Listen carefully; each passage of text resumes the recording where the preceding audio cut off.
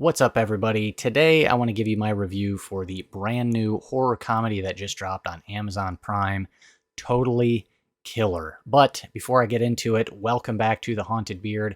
It's all horror and thriller movie content here on my channel. And listen, do not click that subscribe button unless you want to get haunted by the beard. When the infamous Sweet 16 killer returns 35 years after his first murder spree to claim another victim, 17-year-old Jamie accidentally travels back in time to 1987, determined to stop the killer before he can start. Well, I'm going to just come right out and say it. I am seemingly in the minority on this one, as the majority of what I am seeing out there are people are really digging this movie, but I unfortunately am not one of them. Now, horror comedy is probably my least favorite subgenre of horror movie, as it's pretty much just a coin flip. And I would say more often than not, I don't really jive with horror comedies.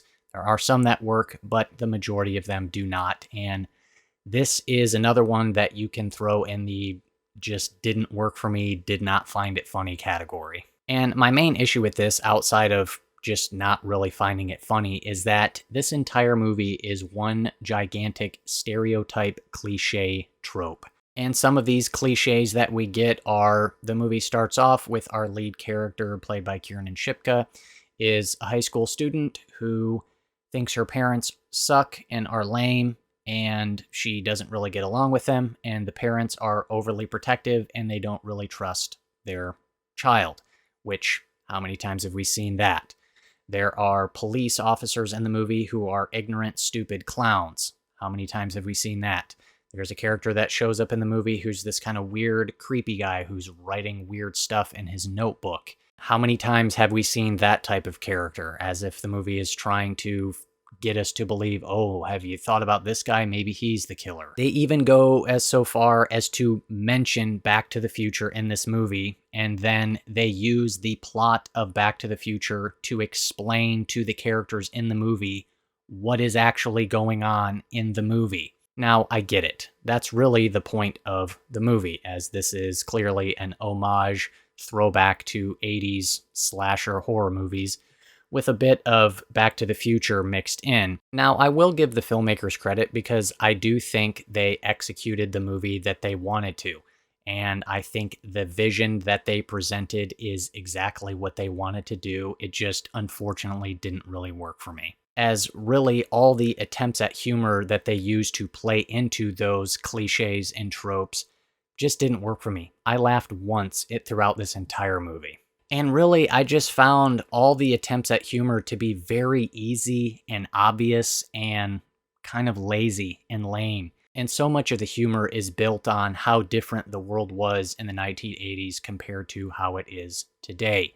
And they really just beat that point home over and over again. Kiernan Shipka's performance is pretty good. Her character of Jamie has some good attributes to her that I liked, but then she also has some attributes to her that I didn't really enjoy.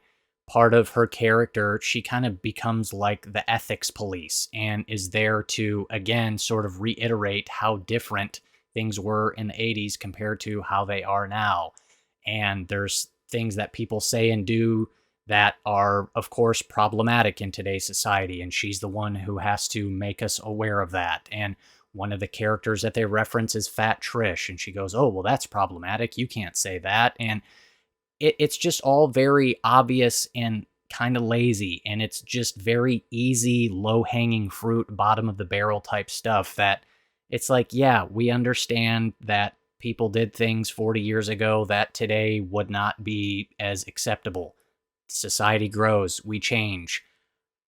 It's just not very funny to me. I just didn't jive with it. And so I'm going to keep this review a little bit more brief. I'm not just going to sit here and continually trash on this movie. There's a handful of other things about it that I just didn't really jive with.